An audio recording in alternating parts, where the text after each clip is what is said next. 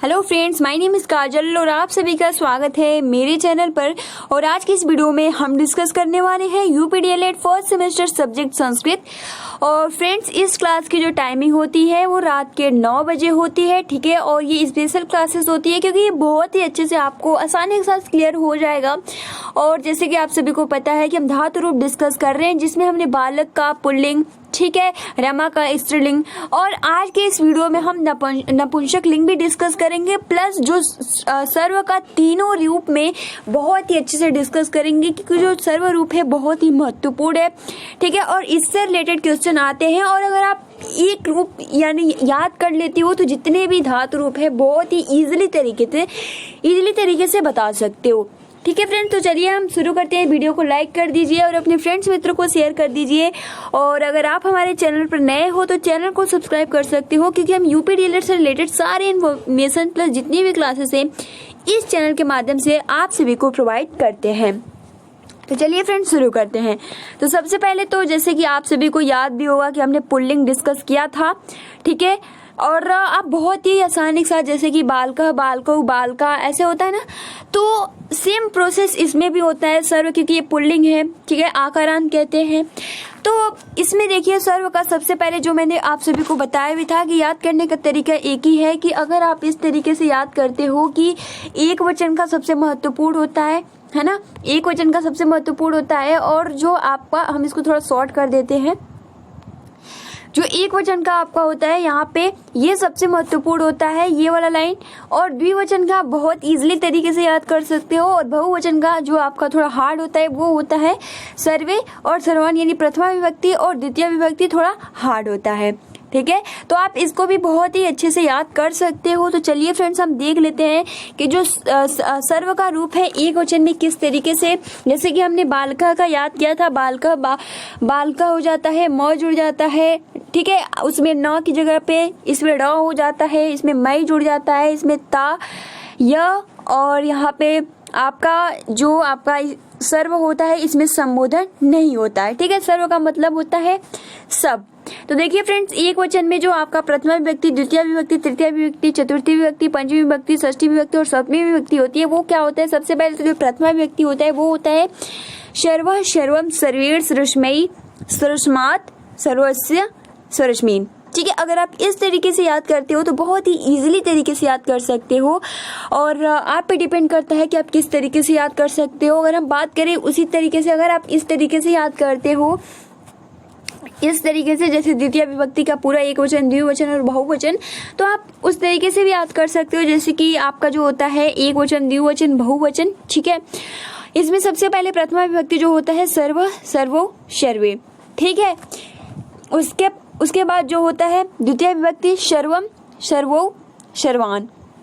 उसके बाद सर्वेण, सर्वाभ्याम, सर्वैः, सर्वस्मै, सर्वाभ्याम, सर्वस्भ्यः, सर्वस्मात्, सर्वाभ्याम, सर्वभ्यः, सर्वस्य, सर्वयोः, सर्वेषां, सर्वस्मिन्, सर्वयोः, सर्वेषु। तो फ्रेंड्स, आप सभी को बहुत ही इजीली तरीके से याद हो गया होगा, ये तो मैं कंफर्म के साथ कह सकती हूँ। देखिए इसमें आप सभी को क्या याद करना है, मैं इसको शॉर्ट कर दे रही हूँ, ठीक है। देखिए जैसे कि अगर हम बात करें कि इसको याद करना है तो इसके लिए क्या करना होगा, यहाँ पे आप देख सकते हो एक वचन, द्विवचन और बहुवचन है, ठीक है। तो इसको याद करने का सिंपल, देखिए आप ये एग्जाम में जो प्रश्न पूछता है वो ज्यादातर एक वचन से ही रिलेट करके पूछता है। तो देखिए इसमें जो प्रथमा विभक्ति होता है वो होता है सर्वः, द्वितीय विभक्ति सर्वम, तीसरा विभक्ति सर्वेण, चतुर्थी विभक्ति सर्वस्मै, पंचमी विभक्ति सर्वस्मात्, षष्ठी विभक्ति सर्वस्य और सप्तमी होता है सर्वस्मिन्। उसी प्रकार आपका द्विवचन जो होता है वो होता है आपका सर्वौ, सर्वौ, फिर तीनों पैटर्न वैसे ही सर्वाभ्याम, सर्वाभ्याम, सर्वाभ्याम, और फिर दोनों पैटर्न वैसे ही होता है सर्यो, सर्यो। तो द्विवचन तो आई थिंक बहुत इजी है, इसको याद करने की कोई आवश्यकता नहीं है, आप तो इसको बहुत इजीली तरीके से, और ये एग्जाम में पूछता भी नहीं है। उसी प्रकार अगर हम बहुवचन की बात करें तो इसमें जो होता है सर्वे, सर्वान, सर्वैः, सर्वभ्यः, सर्वेभ्यः, सर्वस्मान्, सर्वेषु। तो आपका बहुवचन में देखिए केवल आपको 2 पॉइंट याद करना है, ठीक है। ये वाला जो आपका ये पॉइंट है सर्वे, सर्वान और सर्वे, तो ये जो तीनों पॉइंट है आप इसको अच्छे से याद कर सकते हो, प्रथमा विभक्ति, द्वितीय विभक्ति और तृतीय विभक्ति, ठीक है, तो इसमें देखिए आपको द्विवचन बिल्कुल ही एक बार देख लेना है, आप इजीली तरीके से देखिए। सर्वो सर्वो होता है, ठीक है। फिर तीसरा आपका हो गया, चौथा हो गया, पांचवा विभक्ति हो गया, तीनों सेम होता है, सर्वाभ्याम सर्वाभ्याम सर्वाभ्याम। उसके बाद देखिए आपका तीसरा पांचवा और आपका तीसरा पांचवा और छठा, और उसके बाद जो आपका हो जाता है वो हो जाता है सरयू। तो आप देख सकते हो बहुत इजीली तरीके से बता सकते हो। उसी प्रकार अगर हम बात करें बहुवचन क्या, तो इसमें जो प्रथमा विभक्ति बहुवचन होता है वो तो सर्वे, द्वितीय विभक्ति बहुवचन होता है सर्वान, तृतीय विभक्ति बहुवचन होता है सर्वे, चतुर्थी विभक्ति होता है वो होता है आपका सर्वभ्य, ठीक है। उसके बाद फिर आपका जो पंचमी विभक्ति होता है फिर सर्वभ्य होता है, ठीक है, जैसे आप देख सकते हो। जो षष्ठी विभक्ति होता है सर्वेशाम होता है, और सप्तमी विभक्ति सर्वेश। आपको पता है कि आपका सप्तमी विभक्ति हर किसी में सर्वेश हो जाता है, ठीक है। तो ये आप सभी को बहुत ही आसानी से क्लियर हो गया होगा। सर्वम सर्वेण सर्वस्मै सर्वस्मात् सर्वस्य सर्वस्मिन्, द्विवचन सर्वे सर्वौ सर्वभ्याम सर्वभ्याम सर्वभ्याम सर्यो। उसके बाद अगर हम बात करें यहाँ पे आपका बहुवचन सर्वे सर्वान सर्वई सर्वभ्य सर्वभ्य, और उसके बाद आपका हो जाता है सर्वेशाम और सर्वेश, ठीक है। तो ये इजीली तरीके से आप सभी को याद हो गया होगा सर्व का शब्द पुल्लिंग। अब हम बढ़ते हैं स्त्रीलिंग, जैसे कि हमने कल डिस्कस किया था, ठीक है। सर्वा सर्वे सर्वात उसी तरीके से था, रमा रमे रमा, ठीक है, रमाम रमे रमा रम्या। तो सेम वही पैटर्न है, बस इस पे आप वैसे ही रख के याद करेंगे तो इजीली तरीके से याद होगा। इसमें देखिए आपका जो होता है प्रथमा विभक्ति एक वचन का हम लोग पहले पढ़ते हैं, द्वितीय विभक्ति, तृतीय विभक्ति, चतुर्थी विभक्ति। तो सर्वा सर्वाम सर्वया सर्वस्वी सर्वस्या, हमने क्या था ना लास्ट में कि जो यह पंचमी षष्ठी, तो आपको याद भी होगा और आप इजीली तरीके से सर्वश्याम हो जाता है, बस ये याद करना है। अगर हम बात करें इसमें होता है सर्वे सर्वे सर्वभ्याम सर्वभ्याम सर्वभ्याम, 3 बार सर्वभ्याम आता है, सरयो, ठीक है, और फिर सरयो 2 बार हो जाता है। उसी प्रकार आपका जो होता है लास्ट में सर्वाह सर्वाह सर्वाभि सर्वाभ्य सर्वाभ्य, उसके बाद आपका सर्वश्याम सर्वाशु, क्लियर। तो आपको ये भी याद हो गया, ठीक है। आप इस तरीके से भी याद कर सकते हैं, जैसे कि ये वाला पैटर्न जो है वो भी इजी है।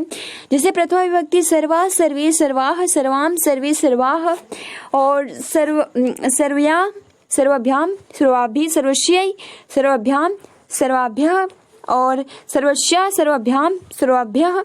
और अगला जो है आपका फिर वही पैटर्न, यानी जो पंचमी होता है वही षष्ठी होता है एक वचन का, और अगर हम बात करें द्विवचन का तो जो षष्ठी होता है वही सप्तमी होता है।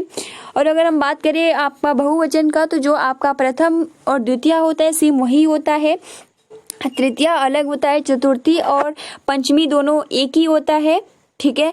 और इसी प्रकार सर्वशाम और सर्वासु, ये तो मतलब कि जो आपका सप्तमी विभक्ति बहुवचन है लास्ट में शु जुड़ जाता है, तो आप बहुत ही आसानी के साथ, और फ्रेंड्स आप सभी को ये याद करना ही होगा और आप बहुत ही इजी साथ याद कर सकते हो। इसमें ज्यादा कुछ टफ नहीं पूछता है, बस आप लास्ट का पॉइंट याद कर लो कि म किस में लास्ट म हलंत किस में लगता है तो द्वितीय में लगता है, ठीक है। भी किस में लगता है तो तृतीय विभक्ति बहुवचन में लगता है। आपका यह यानी जो यह है वो किस में लगता है तो चतुर्थी विभक्ति में लगता है। तो अगर आप इसको याद कर लेते हो तो फिर दिक्कत नहीं होगा, ठीक है। अब देखिए नपुंसक लिंग जो है सर्व का तो विभक्ति एक वचन द्विवचन बहुवचन, तो ये तो मतलब कि आप इसको बस एक बार देख लेंगे और बहुत ही इजी के साथ याद हो जाएगा। देखिए जो इसमें प्रथमा विभक्ति द्वितीय विभक्ति दोनों सेम होता है, ठीक है। देखिए सर्वम सर्वे सर्वाणि, फिर वही रूप आता है सर्वम सर्वे सर्वाणि, कोई दिक्कत नहीं होगा, ठीक है। सर्वम सर्वे सर्वाणि सर्वम सर्वे सर्वाणि, ठीक है। अब देखिए अगर आप इसको इसी तरीके से देखिए, हमने जो डिस्कस किया था एक वचन में सेम यही प्रोसेस था ना, सर्वेण, फिर आपका वही आ जाता है, जैसे कि एक वचन में जैसा रूप होता है सेम आपका वही इसमें आ जाता है, ठीक है। सर्वेण सर्वस्मै सर्वस्मा सर्वस्य, ठीक है, और उसके बाद सरश्मीन हो जाता है। उसी प्रकार सर्वभ्याम सर्वभ्याम सर्वभ्याम सरयो सरयो, और उसी प्रकार से सर्वभ्य सर्वभ्य सर्वेषाम और सर्वेषु। तो फ्रेंड देखिए, इसमें आपका जो नपुंसक लिंग है इसको बस 2 ही याद करना है, और उसके बाद जो आपका तृतीय विभक्ति हो गया, चतुर्थी विभक्ति हो गया, पंचमी हो गया, षष्ठी हो गया, सप्तमी हो गया, अगर आपको एक वचन रूप याद होगा तो बहुत ही आसानी के साथ सेम वही प्रोसेस होता है, कुछ भी चेंज नहीं होता है। अदर ऐसे कोई मतलब धातु रूप आ जाते हैं उसमें कुछ चेंज होता है, बट जो आपका सर्वरूप होता है जैसा एक वचन में तृतीय चतुर्थी पंचमी षष्ठी सप्तमी होता है, सेम प्रोसेस वही होता है। और जो आपका प्रथमा विभक्ति द्वितीय विभक्ति जो नपुंसक लिंग में दोनों सेम ही होता है। ठीक है, तो आपका प्रथमा विभक्ति जो होता है सर्वम सर्वे सर्वाणि, द्वितीय विभक्ति होता है सर्वम सर्वे सर्वाणि। ठीक है, तृतीय विभक्ति आप सभी को याद है सर्वेण होता है। ठीक है, और आप सभी को पता है द्विवचन का अगर हम बात करें तो तृतीय हो गया, चतुर्थी हो गया, पंचमी हो गया, तीनों एक ही होता है, सर्वभ्याम सर्वभ्याम सर्वभ्याम। और आपका पता है कि बहुवचन का जो तृतीय विभक्ति होता है सर्वे होता है, उसके बाद चतुर्थी पंचमी दोनों एक ही होता है, सर्वभ्य सर्वेभ्य। उसके बाद जो षष्ठी होता है वो होता है आपका सर्वेषाम, और उसके बाद सर्वेषु। तो फ्रेंड्स आप सभी को बहुत इजीली तरीके से याद हो गया होगा, और जो PDF है मैं आप सभी को टेलीग्राम पे शेयर कर दूंगी। ठीक है गाइस, तो आई होप कि आपको क्लियर हो गया होगा। ठीक है, एक बार हम और रिपीट कर दे रहे हैं ताकि आप सभी को बहुत ही अच्छे से याद हो जाए, और आप सभी को ये जितनी भी धातु रूप है वो याद ही करने होंगे। ठीक है, तो एक वचन, द्विवचन, बहुवचन। ठीक है, प्रथमा विभक्ति में हम देखते हैं सबसे पहले तीनों वचन। तो प्रथमा विभक्ति में जो आपका होता है सर्व, ठीक है, सर्व सर्वौ सर्वे, जिस तरीके से बालकः बालकौ होता है, तो उसमें उसके बाद देखिए सर्वम सर्वौ सर्वान। ठीक है, सर्वेण सर्वभ्याम सर्वै, तो सर्वस्मै सर्वभ्याम सर्वभ्य। फिर आपका वही पैटर्न होगा, सर्वस्मा सर्वभ्याम सर्वभ्य, सर्वस्य सर्यो सर्वेषाम, सर्वस्मिन् सर्यो सर्वेषु।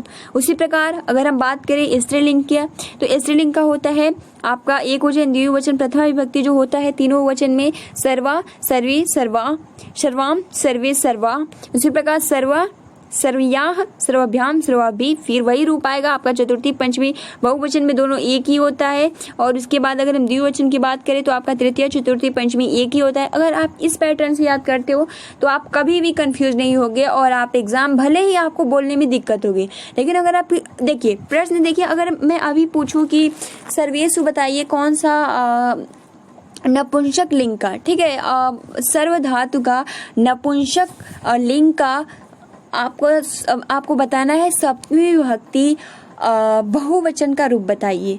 तो फ्रेंड्स अब बहुत ही आसानी के साथ बता देंगे सर्वेषु। अगर मैं अभी आपसे पूछूं कोई सर्व धातु का आपको तृतीय विभक्ति द्विवचन रूप बताना है, तो आप डायरेक्ट बताओगे ना कि तृतीय चतुर्थी पंचमी दोनों एक ही होता है। तो जब एक ही होता है तो क्या हो जाएगा, सर्वभ्याम। वो किसी में भी चेंज नहीं होता है, भले वो आपका पुल्लिंग हो, नपुंसक लिंग हो, या फिर आपका स्त्रीलिंग हो। ठीक है, अगर मैं आप सभी से पूछूं कि आपको मान लीजिए सर्वाभ्या पूछना है, ठीक है, सर्वाभ्या किस वचन और किस विभक्ति का है, इस तरीके से भी क्वेश्चन आता है। तो आप सभी को पता है सर्वाभ्या जिसमें लास्ट में भ्या जुड़ता है, तो जो आपका हो जाता है वो आपका चतुर्थी और पंचमी दोनों एक ही होता है। तो ये आपका चतुर्थी विभक्ति और बहुवचन का रूप है। अगर हम बात करें सरुष्मीन, तो सरुष्मीन कौन सा विभक्ति और कौन सा वचन है, तो आप सभी को पता है सरुष्मीन जो है वो आपका नपुंसक लिंग और पुल्लिंग एक वचन और सप्तमी विभक्ति का रूप है। तो फ्रेंड्स इस तरीके से क्वेश्चन पूछे जाते हैं, और मैं आप सभी से कह रही हूँ कि आपको पता भी नहीं चलेगा कि याद हुआ है, लेकिन अगर आप एक बार बस इसको सुन लेते हो और समझ लेते हो तो कोई भी दिक्कत नहीं होगा। तो फ्रेंड्स ये जो सर्व धातु है बहुत ही महत्वपूर्ण है। आई होप कि आपको याद हो गया होगा। तो आज के लिए इतना ही, ठीक है, मिलते हैं अगले वीडियो में। वीडियो को लाइक कर दीजिए और अपने फ्रेंड्स मित्रों को शेयर कर दीजिए। Thanks for watching, take care and best of luck.